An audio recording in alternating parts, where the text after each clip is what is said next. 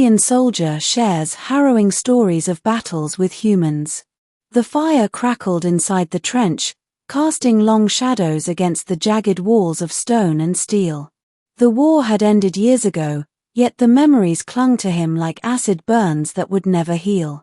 Sergeant Vrack adjusted his exo-harness with a hiss of hydraulics, his scales glinting in the orange glow. Younger recruits clustered around, their eyes wide, eager for the stories of war. They thought they wanted glory. They thought they wanted to hear about humans. Vrack knew better. "You wish to know," he rasped, his voice like gravel sliding down a chute, what it was like to face them. The humans. The recruits leaned closer. Some were fresh hatchlings, barely old enough to lift a rifle. Others had scars from skirmishes with minor species, still cocky, still certain of their invincibility. Vrack spat into the dirt. "I will tell you. But you will not sleep well after. First contact. It began on Ralos 3, he said, staring past the fire into the void of memory. We had fought the Vashar, the Ulrek, the Seath. They were prey, every one of them. They ran when our dropships landed. They broke when our cannons fired.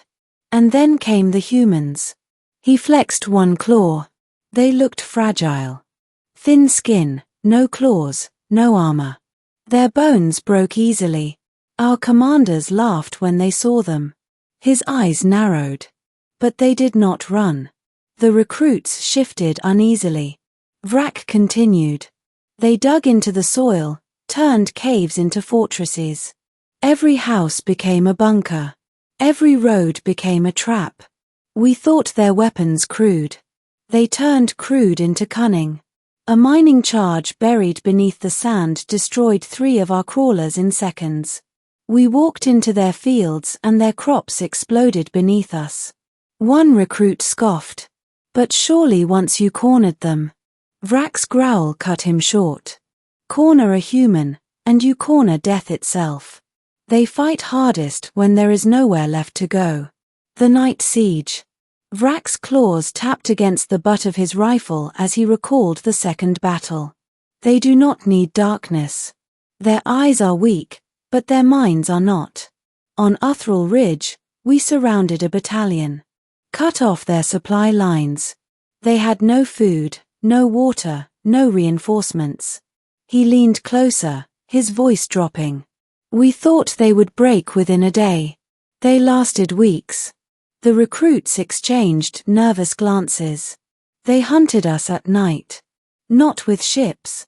Not with weapons. With knives, rope, poison. A human would slip into our camp like shadow, silent as gas, and in the morning, one of our own would hang gutted from the trench wall. They left no footprints. No scent. Only the message, "We are still here." He let the silence hang.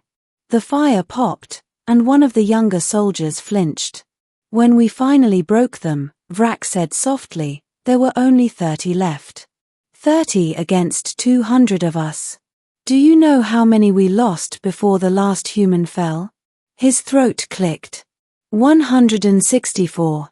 The desperation of humans. The recruits were silent now. Their scales glistened with nervous sweat. Vrack continued, his voice low, each word weighted like stone.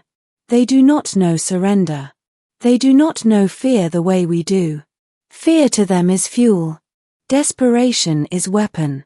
I saw one human tear his own arm from a trap, cauterize the wound with fire, and charge us screaming with his other hand still holding a rifle. He should have collapsed. He should have died. Instead, he killed 3 of us before he fell. He bared his teeth, not in a grin but in something closer to pain. We thought it madness. Perhaps it was. But it worked. Their madness spreads. When one fights to the last breath, the others follow. They are a storm of flesh and fury. They bleed, but they do not stop. They die, but they take you with them. The end of the war. The fire had burned low now, shadows swallowing the trench. Vrack's voice became rougher, like stone breaking under strain. Our empire never admitted defeat. We simply stopped. Too costly, they said. Too far from home, too little worth the blood spilled. But I was there. I saw the truth. He leaned forward, his gaze piercing each recruit in turn. We did not stop because the war was costly. We stopped because we were afraid. The humans lost more than us, yes. They burned their cities, buried their young, starved themselves to fight. And yet they endured. For every one we killed, 2 more seemed to rise. They are not the strongest. They are not the fastest. They are not the smartest.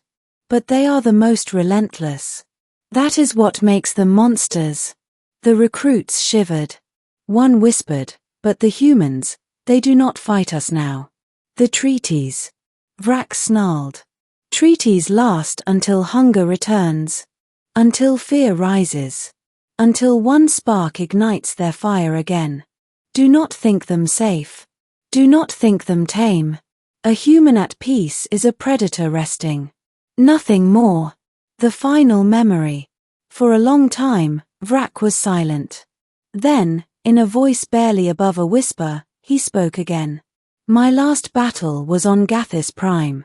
We had them surrounded in the ruins of their colony. Our cannons shattered their walls, their skies burned. I was certain it would end there. He paused, claws trembling. But as we advanced, the human commander walked out to meet us. Alone. His arm in a sling, his face scarred, his body shaking from exhaustion. He had nothing in his hands but a knife. Just a knife. The recruits waited, breath held. Vrak's eyes glistened in the firelight. He looked me in the eye. Not with hatred. Not with fear. With promise.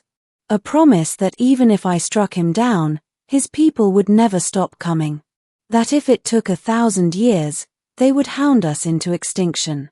That their children's children would remember, and would return. He clenched his fist.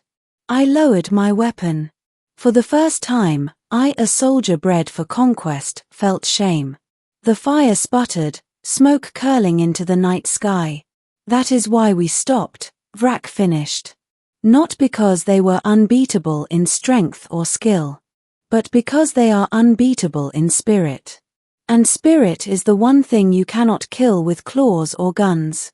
The recruits sat in silence, staring into the flames. The night wind howled over the trench, but none of them spoke. They had wanted stories of glory. Instead, they had been given nightmares. Sergeant Vrak leaned back, closing his eyes. The fire reflected against his scarred face. Remember this, young ones, he said softly, almost to himself. Pray the humans never rise again.